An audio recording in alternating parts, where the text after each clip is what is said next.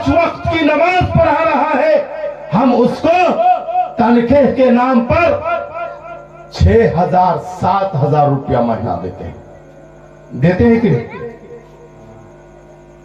आपका औलाद, आपका बेटा अगर 6,000 का महीना कमाए, 5,000 का महीना कमाए, तो आप उससे खुश हैं? खुश है? कोई बाप अपने उस बेटे से खुश नहीं है जो 7,000 के महीना और 6,000 का महीना कमाने वाला हो। जो 25,000, 50,000 का महीना बाप के अकाउंट में डाल रहा है, उसी बेटे से बाप खुश है और उसी बेटे को बाप चाह रहा है और उसको कह रहा है कि बेटा तुम भी और कमाने की कोशिश करो। और जब वो बेटा 15,000, 20,000 का महीना कमाने लगता है, तब बाप खुश होता है कि अब ये बेटा मेरा कामयाब हो गया। आपका 20,000 और 15,000 के महीने से घर का खर्चा नहीं चलता, उनकी बीवी का कपड़ा और लत्ता नहीं होता, उनके बच्चे के अखराजात नहीं होते, तो बताओ एक इमाम जो आपके यहां 24 घंटे रहकर 5 वक्त की नमाज को अदा करवाता है, पढ़ाता है, उसके पास भी बीवी है, उसके पास भी बच्चे हैं, उसके पास भी रिश्तेदार है, उसके यहां भी मेहमान का आना जाना, उनका भी अखराजात है, उनका भी खर्चा है, बताओ उसका 5,000, 6,000 में गुजारा कैसे होगा?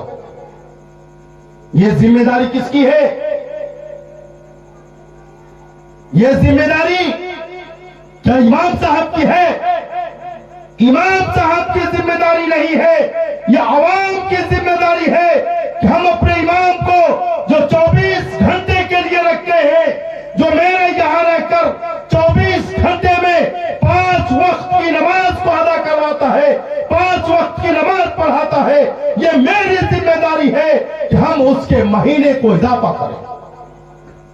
जिस तरीके से हम ये चाहते हैं कि मेरे बेटे का बहू भी लहंगा पहने और झलकदार कपड़ा पहने, मेरा पोता भी अच्छा पहनकर, अच्छा खाकर जिंदगी गुजारे, अच्छी तालीम ले, उसी तरीके से वो इमाम साहब की बीवी भी ये चाहती है कि मैं भी अच्छा पहनूं, मेरा बच्चा भी अच्छा खाए, मैं भी अच्छे घर में रहूं, अच्छे मकानात में रहूं और अच्छी तरीके से जिंदगी गुजारूं। और उसकी जिंदगी अच्छी कैसे गुजरेगी?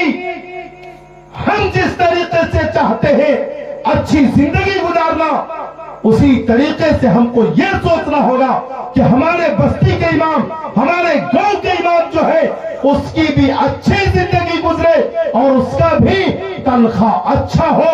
हम अगर 5,000 दे रहे हैं तो उसका तनख्वाह 10,000 हो, अगर हम 10,000 दे रहे हैं तो उनका तनख्वाह 15,000 हो।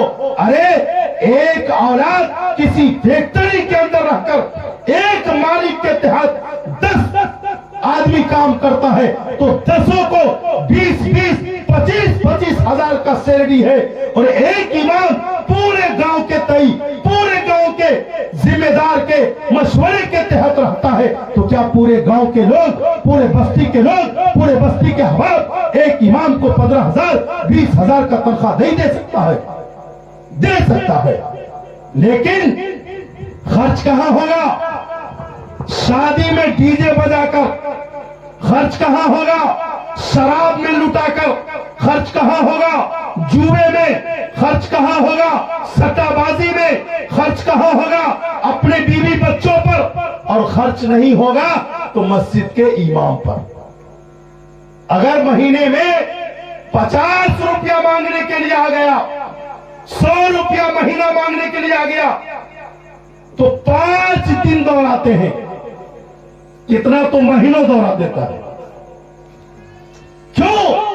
वजह यह है कि जो इमाम हमारे यहां है, जो नमाज पढ़ा रहा है, जो सुबह शाम मेरे लिए, पूरे आलम के लिए, पूरी उम्मत के लिए दुआएं खैर कर रहा है, उसकी वक़्त, उसकी हमारे दिलों के अंदर नहीं है।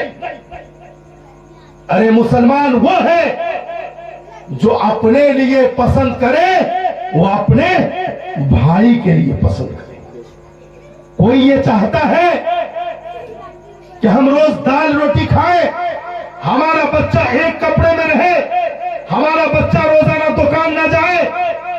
रोजाना का एक आदमी का खर्च एक बच्चे पर 30 से 40 रुपया का रोजाना है, एक बच्चे पर, है कि नहीं? एक बच्चे पर सुबह से लेकर शाम तक 50 रुपया 40 रुपया का खर्च है। नहीं 40 रुपया तो कम से कम 10 रुपया का खर्च है कि नहीं? अगर 4 बच्चा है तो कितना हो गया? 40 रुपया। इमाम साहब को भी 4 बच्चे हैं, उनको रोजाना का 40 रुपया मिल रहा है। 200 रुपया राशन खर्च है कि नहीं? आज तो महंगाई इतनी दूर चली गई, एक सब्जी खरीदने के लिए जाइए, हरी सब्जी, गोभी, आलू, टमाटर, मटर, बैगन है, बैगन ही का हाल ले लीजिए, 60 रुपया किलो बैगन मिल रहा है। अगर 5 परिवार है, 5 फैमिली है, तो कितने होंगे? 1 किलो बैगन तो लेना पड़ेगा। अब 1 किलो बैगन सिर्फ 50 रुपया का है, 60 रुपया का। उसके अंदर तेल है, मसाला है, मिर्च है कि नहीं? कितना खर्च पड़ेगा? रोजाना का एक घर का कम से कम 200 रुपया खर्च है कि नहीं? कितने हो गए? 6000 का महीना हुआ कि नहीं? 200 के दर से 6000 रुपया महीना खर्च। एक घर का 6000 रुपया का महीना खर्च, सिर्फ राशन खर्च है 6000। अब उसके बाद बेटा या अब्बू दीजिए न 2 रुपया, अब्बू दीजिए न 5 रुपया। पड़ोस के बच्चे को देखा है कि वो कुरकुरे खा रहा है, लेकिन इमाम साहब के जेब में पैसा ही नहीं है कि अपने बेटे को निकाल कर 5 रुपया देगा कि पड़ोस के बच्चा कुरकुरे खा रहा है तो मेरा भी बच्चा कुरकुरे खाए।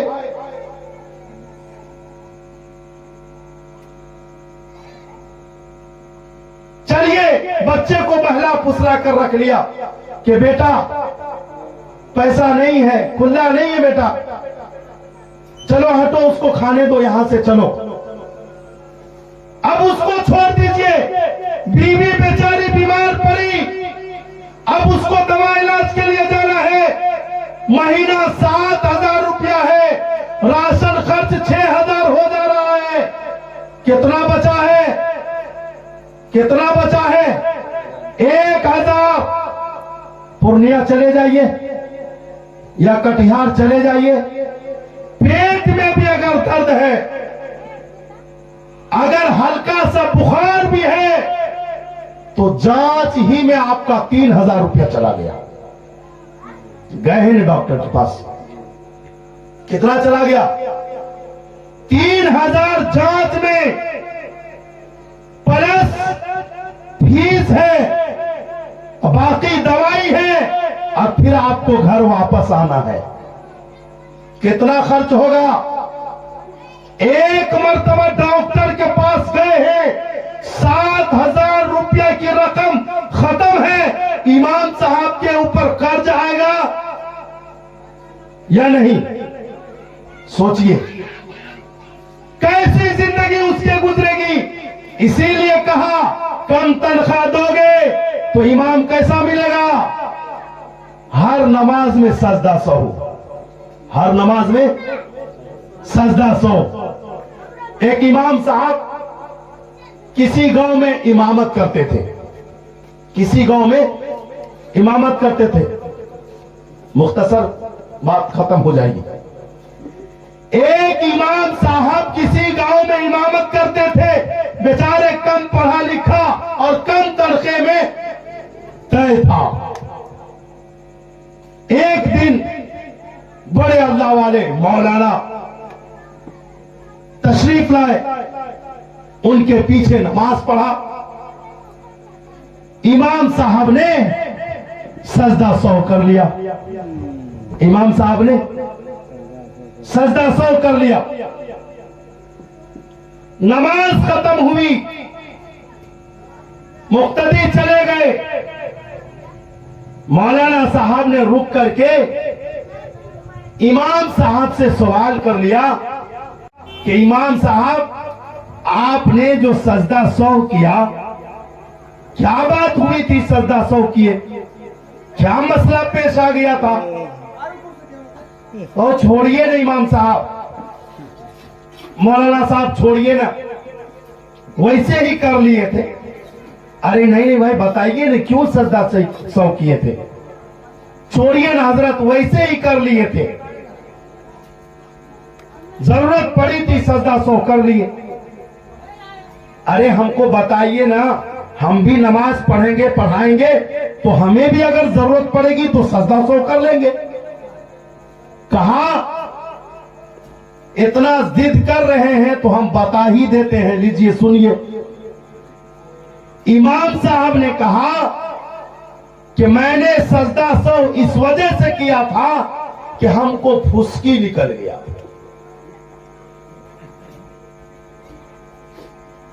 समझे? हाँ।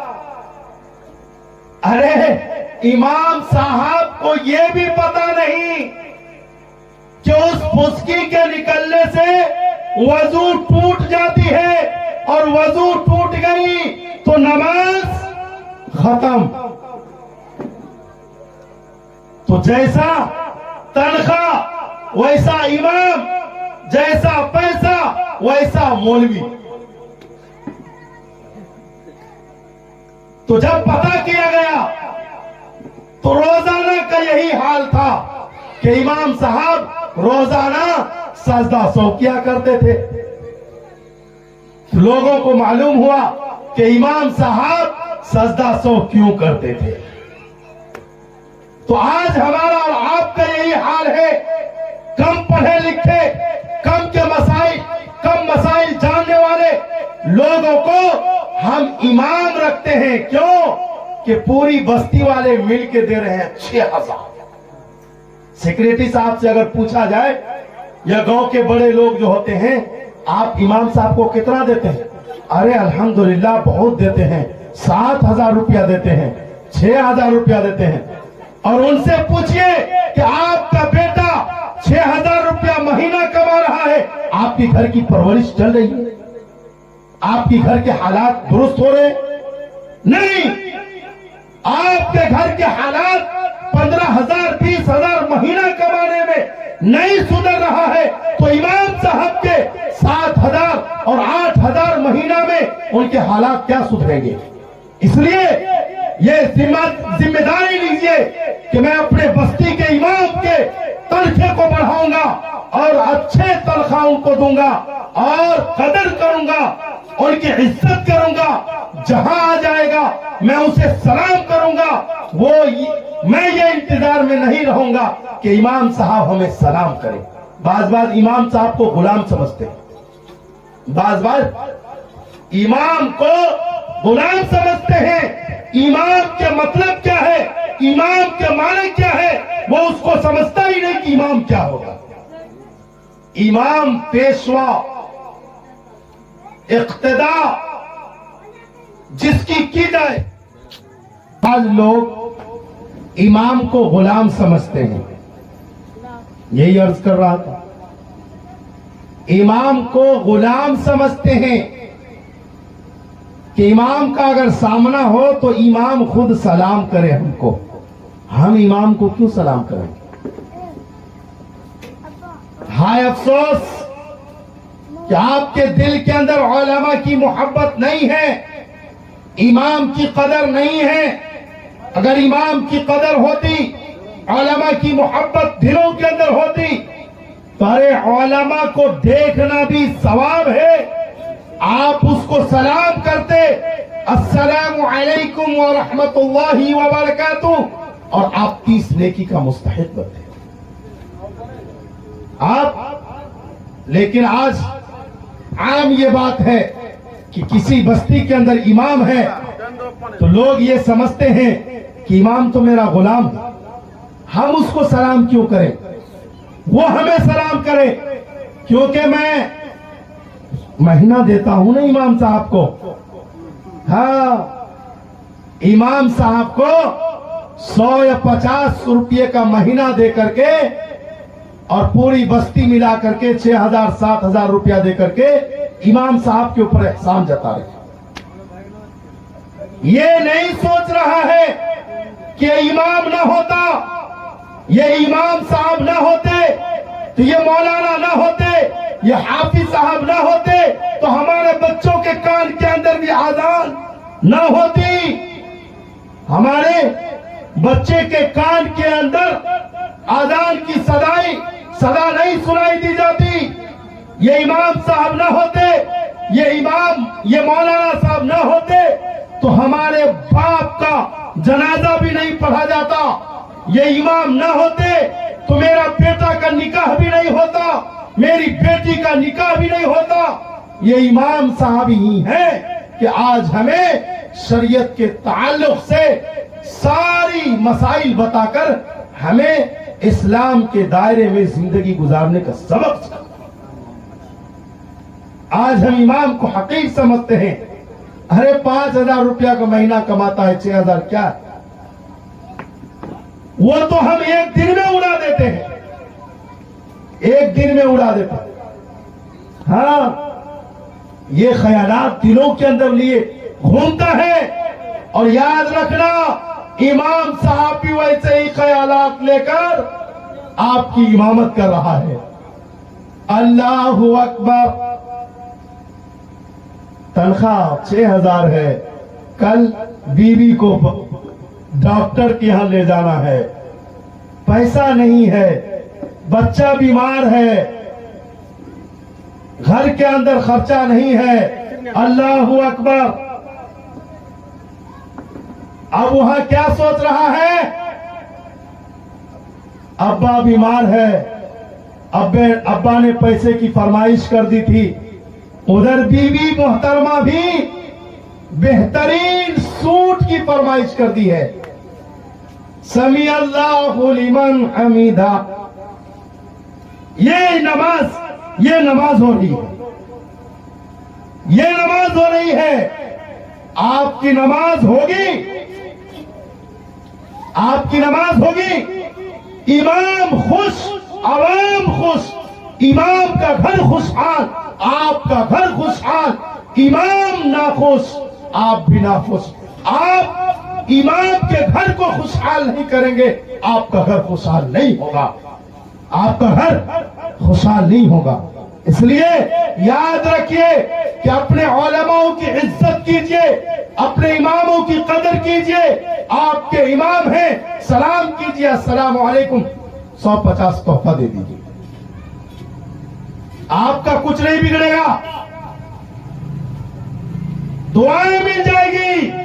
इमाम साहब के घर का बिगड़ी बन जाएगा, इमाम साहब के घर का बिगड़ी बन जाएगा।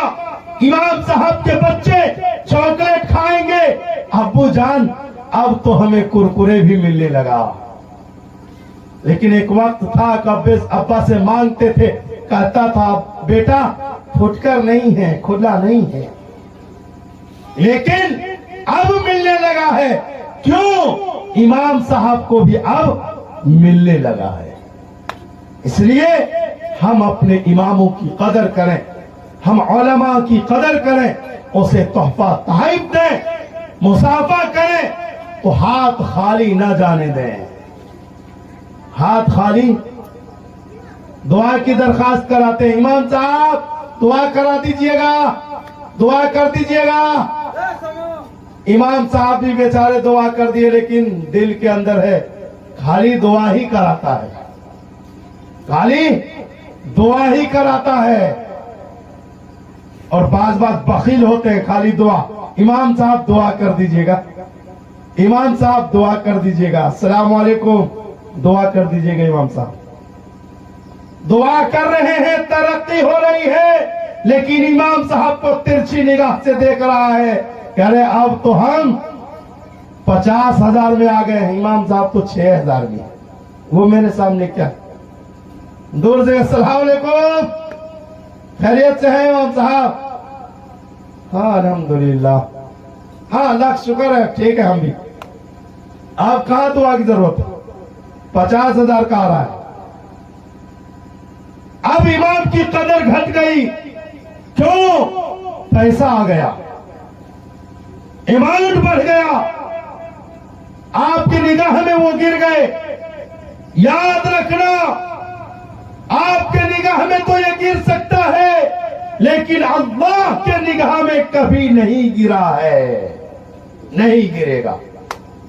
ये उलमा ही है, ये इल्म वाले ही है जिसके ऊपर अल्लाह की रहमतें हमेशा नाजिल होती है, हमेशा। कभी भी अल्लाह की रहमत से ये खाली नहीं होते।